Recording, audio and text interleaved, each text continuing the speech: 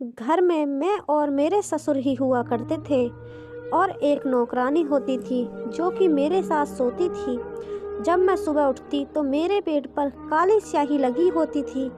मैं हैरान थी कि ये कैसे हो गया। एक दिन मैंने अपनी नौकरानी को नींद की दवा खिलाकर अपनी जगह पर सुला दिया और कमरे में छुप गई। अभी कुछ ही देर हुई थी, मेरे ससुर मुझे समझकर नौकरानी के साथ आज भी मेरे पेट पर वो ही काला निशान था। लगातार 20 दिन से रोज मेरे पेट पर ये निशान नज़र आ रहा था। काली स्याही की निशान से मैं बहुत परेशान थी। कौन था जो रात में ये निशान मेरे पेट पर लगाता था? मैं जब नहाती तो वो निशान हल्का सा हो जाता था। पहली बार जब मैंने ये निशान देखा तो सोचा कि शायद कहीं से लग गया होगा, लेकिन वही निशान रोज मेरे पेट पर मुझे नज़र आ रहा था। अब तो मुझे कुछ शक भी होने लगा था, लेकिन मैं शक भी करती तो किस पर। मेरे घर में मेरे अलावा बस 2 ही लोग थे, एक मेरे ससुर, दूसरी एक काम वाली लड़की जो कि मेरी उम्र की थी। बात कुछ यूँ है कि मेरी शादी के बाद ही मेरे पति को वापस दूसरे शहर जाना पड़ा, क्योंकि वो वहीं जॉब करते थे।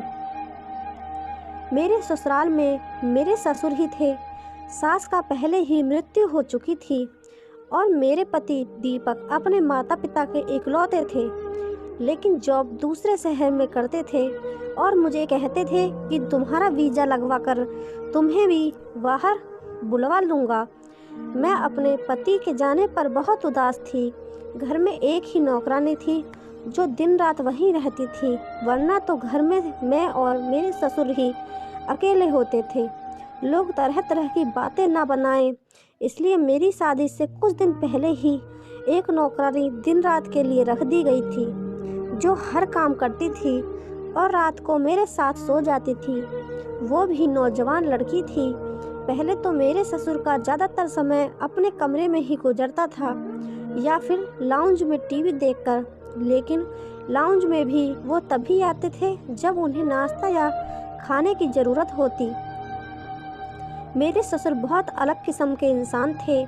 खाना खाने से पहले हाथ धोते तो 15 मिनट तक हाथ ही धोते रहते थे, फिर बार बार हाथों को सूंघते और कहते पता नहीं कौन सा हाथ ठीक से धुला है और कौन सा नहीं। फिर खाना खाने हुए टीवी देखते रहते।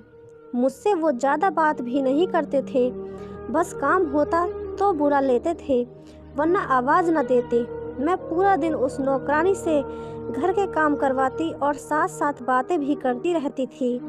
शुरू के 2 महीने तो ऐसे ही गुजर गए। दीपक से भी मेरी हर 2 दिन के बाद बात होती थी। मैं हर बार उनसे अपने वीज़े का ज़रूर पूछती, लेकिन वो यही कहते कि कोशिश कर रहा हूँ। जब कभी मैं नौकरानी से अपने ससुर के कमरों में सफाई करने को कहती, वो नहीं करती। कहती थी दीदी आप भी मेरे साथ चले, मुझे साहब से बहुत डर लगता है। बार बार मुझसे कभी बैठ के चादर बदलवाते रहते हैं, कभी कहीं बार झाड़ू मार दिलवाते हैं। कहते हैं कि तुम ठीक से सफाई नहीं करती। मैं नौकरानी की बात पर हंसने लगती और कहती कि वो कुछ बहमी हैं। तो कहने लगी नहीं नहीं दीदी, मुझे तो ठरकी लगते हैं, उनकी नज़रें अच्छी नहीं हैं। क्या आपको पता है, कल मुझे कहने लगे इतनी गर्मी है मेरे कमरे में, मैं नहाने जा रहा हूँ, तुम चाहो तो दुपट्टा उतार कर काम पर कर लेना। मुझे उसकी ये बात कुछ अजीब सी लगी। उसे तो मैंने यह कहकर टाल दिया कि बेटी समझकर तुम्हारा एहसास कर लिया होगा। वो कहने लगी जाने भी दो दीदी, हमने सारी ज़िंदगी तरह तरह के लोगों के घरों में काम किया है, सबकी नज़रों को अच्छी तरह से जानते हैं। फिर वो किचन में चली गई। मैंने उस बात को भुला दिया, लेकिन अब जो मेरे साथ हो रहा था कुछ अजीबोगरीब सा था। आखिर कौन था जो काला रंग मेरे पेट पर लगाता था और मुझे महसूस भी नहीं होता था। रात को मैं देर रात तक जागते रही। मेरे काम करने वाली लड़की मेरे ही कमरे में ज़मीन पर बिस्तर लगाकर सोती थी। रात 2 बजे तक तो मैं जागती रही, लेकिन फिर मुझे नींद लग गई। पूरा दिन घर के कामों में लगा के मैं पूरी रात जाग न पाती। एक बार जब मैं अपने ससुर के कमरे में उन्हें चाय देने गई तो मेरे होश ही उड़ गए।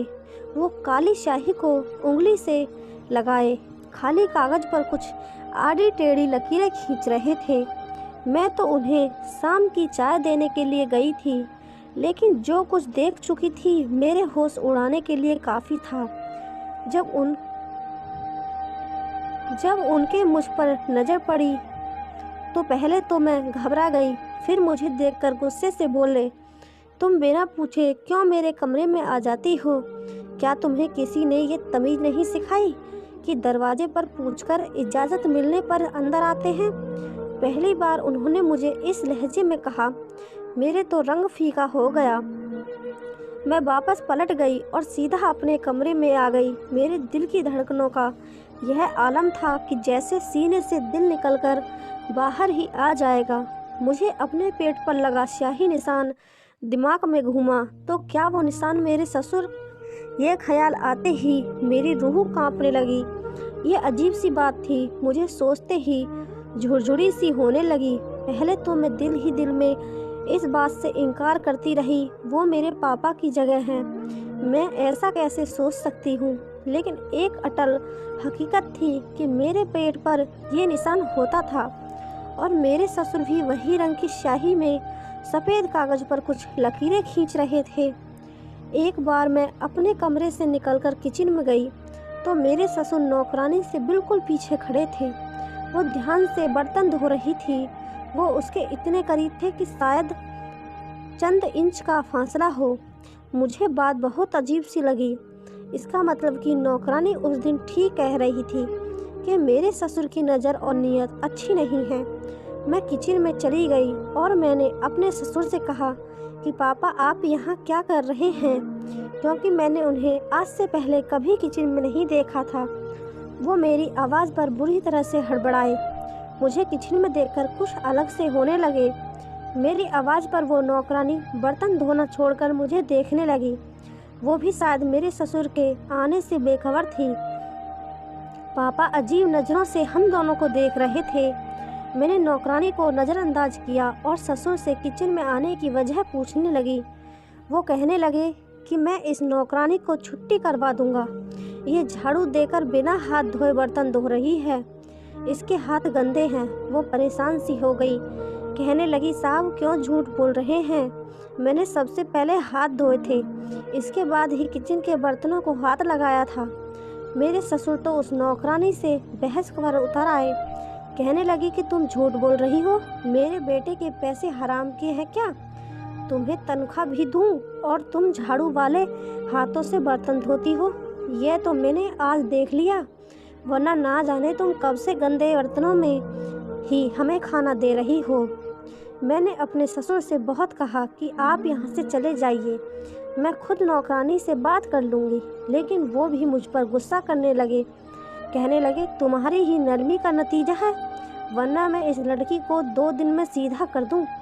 मेरा बेटा परदेश में ना जाने कैसे कैसे अपना गुजारा करके घर पर पैसे भेजता है और ये लड़की मुझे गंदे बर्तन में खाना देती है। आज से तुम ही मेरे बर्तन धोगी। इस लड़की के हाथ में मैंने बर्तन देखे तो इसे धक्के देकर निकाल दूंगा। गुस्से से यह कहते हुए वो किचन से निकल गए। लड़की तो रोने लगी, कहने लगी मुझे यहाँ काम नहीं करना, पैसे लेते हैं तो अपनी मेहनत के लेते हैं, हमने अपनी इज्जत नहीं बेच रखी है जो ये साहब मुझे इतनी बातें सुना रहे हैं। वो भी गुस्से से नौकरी छोड़ने को तैयार बैठी थी।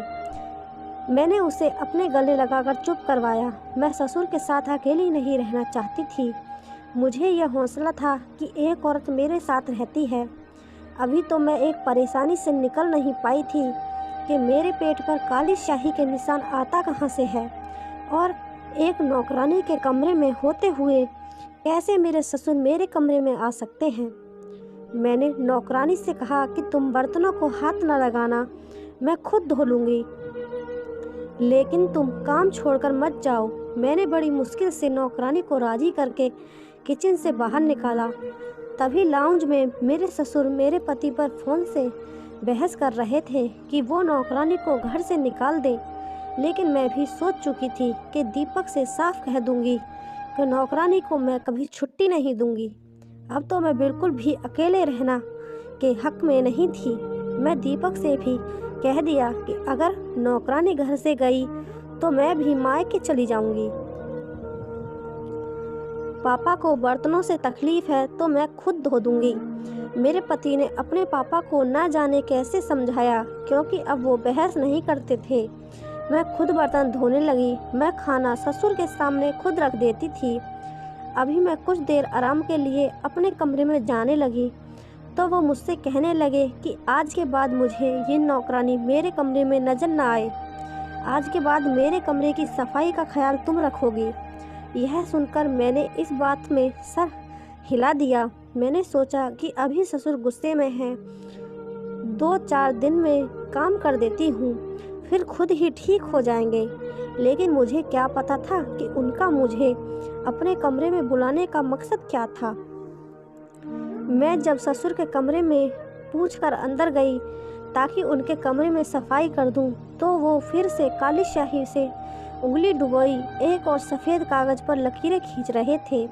मुझे देखकर जल्दी से सब कुछ तराज में रख दिया और सीधे होकर बैठ गए। मैंने कहा, पापा मैं सफाई कर दूं? तो कहने लगे, हाँ कर दो। मैंने उनके बेड की चादर बदली और झाड़ू लगाने लगी, लेकिन वो बार बार मुझे ही देख रहे थे। एक बार फिर उन्होंने मुझसे नज़रें नहीं हटाई थी, और अगर वो यूं ही देखते तो मैं कभी भी सुकून से काम नहीं कर सकती थी। मेरे हाथ भी कुछ घबराहट के मारे कांपने लगे। मैं बार बार दुपट्टे से अपना चेहरा पर आने वाला पसीना पोंछ रही थी, साथ साथ कालीन पर झाड़ू दे रही थी। मेरे ससुर कुर्सी से बैठकर उठकर मेरे पास आ गए। वो मेरे सामने खड़े हो गए तो मुझे भी खड़े होना पड़ा। मुझसे कहने लगे, इतनी गर्मी है, तुम अपना दुपट्टा उतार कर झाड़ू लगा लो। मैं तो वैसे भी वॉशरूम में नहाने जा रहा हूँ, कमरे में कोई नहीं है। उनकी बात इस कदर धीमा था कि मुझे सुनकर हैरत हो रही थी, वरना वो हमेशा सख्त आवाज़ से बात करते थे। मुझे नौकरानी की बात याद आ गई। मैंने कहा, नहीं, मुझे अपना दुपट्टा पहनकर काम करने की आदत है। अभी मैं यह कह रही थी कि उन्होंने अपनी जेब से रुमाल निकाला और मेरे चेहरे से पसीना साफ करने लगे। मैं पीछे हटी, वो भी कुछ घबरा से गए। फ़ौरन वो अपने कमरे के वॉशरूम में चले गए। मेरे दिल की ये हालत थी कि धड़कने ही भूल गया। मुझे तो अब अपने ससुर के कैरेक्टर पर शक होने लगा। मैंने जल्दी जल्दी उनके कमरे की सफाई की और कमरे से बाहर निकल गई। पूरा दिन मैं परेशानी ही रही। रात को जब मैं नौकरानी के साथ अपने कमरे में आई तो वो ज़मीन पर अपना बिस्तर बिछा रही थी।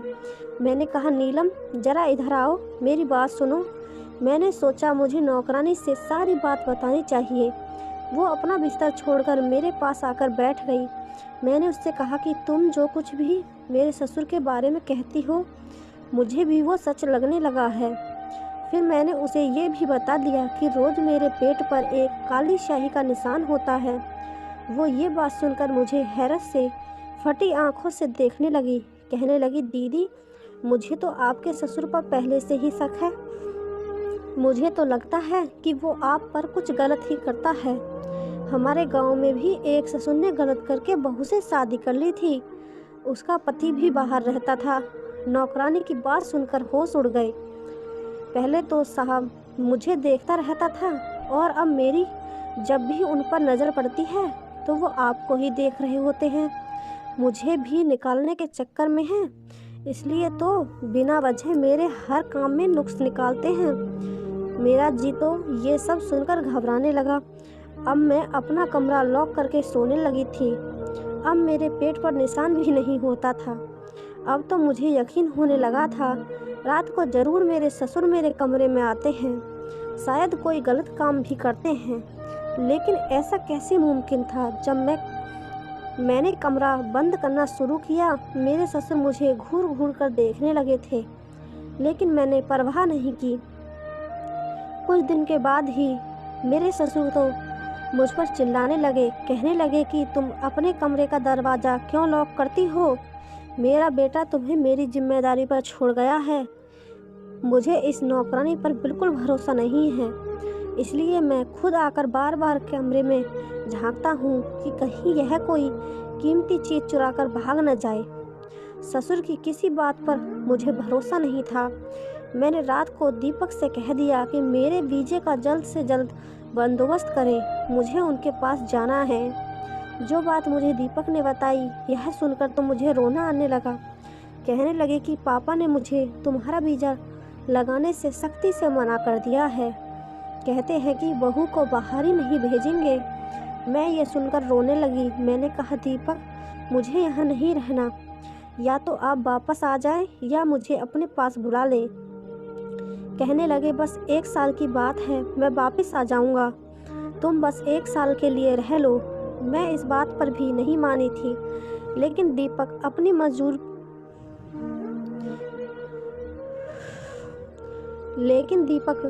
मजबूरियां बताने लगे कि 1 साल के बाद उन्हें अच्छी खासी पैसा मिलने वाली है।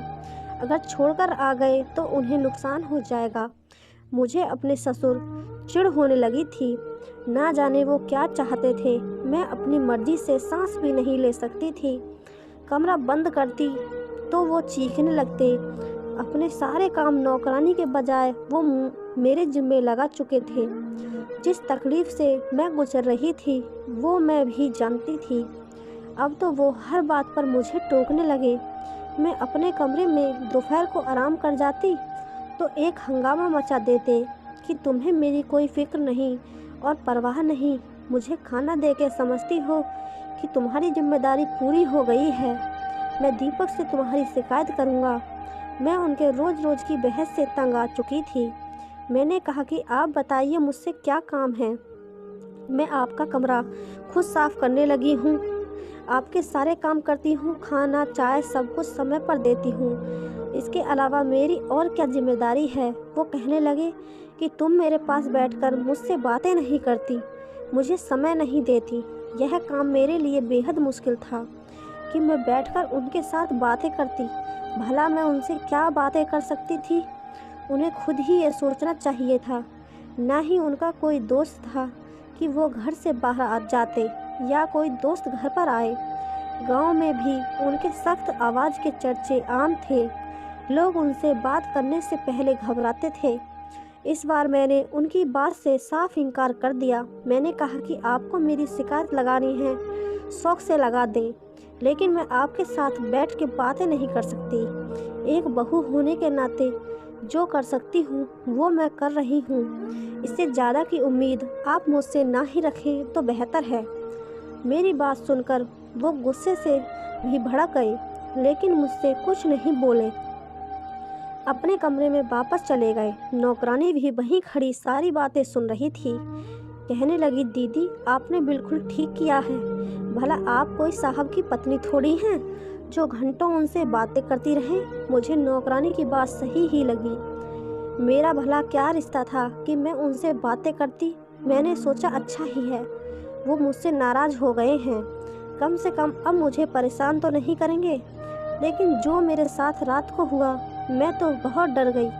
सुबह मेरे पेट पर काला रंग का निशान लगे थे। नौकरानी अब तक सोई पड़ी थी। मैंने उसे बताया तो कहने लगी, मेरा सर भारी है, मुझे नींद आई जा रही है। रात भर भी मुझे होश नहीं रही कि कहाँ सोई हूँ। फिर कहने लगी, हाँ, मुझे याद आया, रात को मेरे सर में हल्का सा दर्द था। साहब ने मुझे एक सर दर्द की गोली दी थी। कहने लगी, ये खा लो, ठीक हो जाओगी। लेकिन ना जाने वो खाते ही मुझे होश ही नहीं रहा और मैं ये सोचने लगी कि इसने तो गोली खाई थी, लेकिन मैंने ऐसा कुछ नहीं खाया था। मुझे क्यों याद नहीं आता, आखिर क्यों मेरे पेट पर यह निशान होते हैं। अब मैं सोच चुकी थी कि चुप नहीं रहूँगी। मैंने रात को नौकरानी को एक नींद की गोली खिलाई और अपने बेड पर सुला दिया और खुद छुप गई। नौकरानी को मैं पहले ही बता चुकी थी, वो मेरी मदद करने को तैयार थी। मैं पर्दे के पीछे छुपी। जब रात के 2 बजे मेरे ससुर मेरे कमरे में आए और बेड के करीब जाने लगे। जैसे ही वह बेड के करीब हुए, मैंने लाइट जला दी। मैंने ससुर उससे पीछे हट गए, मुझे अपने पीछे देखकर हैरान हो गए और कमरे से बाहर निकल गए। मैं रस्सियों से बंधी हुई थी, मेरे हाथ पीछे बंधे हुए थे, मुंह रुमाल से बंधा था, मेरी आंखों से बेबसी के आंसू निकल रहे थे। दूसरी कुर्सी पर मेरे ससुर बैठे थे, उन्हें भी रस्सियों से बांधा हुआ था। सामने दो मर्द खड़े थे और मेरी अलमारी से सारे सोना निकाल रहे थे। वो नौकरानी उनके साथ खड़ी थी। सारा खेल उसी का रचाया हुआ था। वो कहने लगी कि वो कब का हर चीज़ से हाथ साफ कर चुकी होती, बस मेरा भरोसा जीतना चाहती थी। जानबूझकर वो मेरे ससुर के बारे में शक डालती थी, मेरे पेट पर निशान भी वही लगाती थी और मेरे ससुर को मेरे खिलाफ बात करती थी कि आपकी बहू अच्छी नहीं, आपको समय देने को तैयार नहीं, इसलिए तो आपसे कोई बात नहीं करती।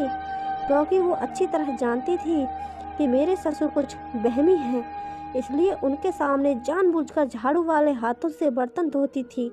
चाहती थी कि हम ससुर और बहू एक दूसरे से उलझते रहें और वो अपना काम कर जाए। जब मैं उसे अपना प्लान बताया तो उसने अपने दो मर्दों को बुला लिया।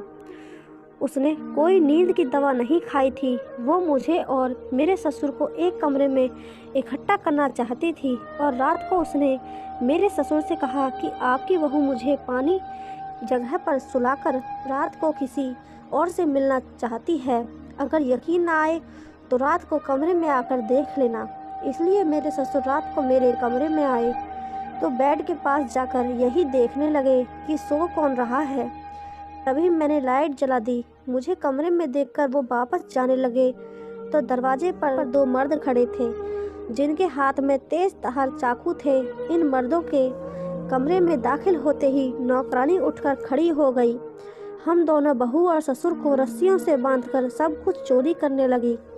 अचानक ये हुआ था कि उसी रात दीपक वापस आ गए। हमें सरप्राइज देना चाहते थे, लेकिन जैसे ही घर पहुँचे, घर का मेन गेट खुला था तो वो घबरा गए से गए। जब अंदर आए तो दो मर्दों की आवाज़ें सुनकर समझ गए कि कोई चोर घर में घुस आए हैं। उन्होंने ससुर के कमरे में जाकर पुलिस को फ़ोन कर दिया। कुछ ही देर में पुलिस घर पहुंच गई और हम बाल बाल बच गए। मेरे ससुर ने दीपक को वापस दूसरे शहर जाने से सख्ती से मना कर दिया कि हम कम पर गुजारा कर लेंगे, लेकिन किसी नौकर को दिन रात अपने घर नहीं रखेंगे। वो घर के भेदी होते हैं और फिर जब मौका मिलता है अपना काम कर जाते हैं। मेरी शादी को अब 5 साल गुजर गए हैं। मेरे 2 बच्चे भी हैं, लेकिन मैं घर के सारे काम खुद करती हूँ। नौकरानी के लिए अगर मेरे पति कह भी दे तो मैं साफ इनकार कर देती हूँ। धन्यवाद।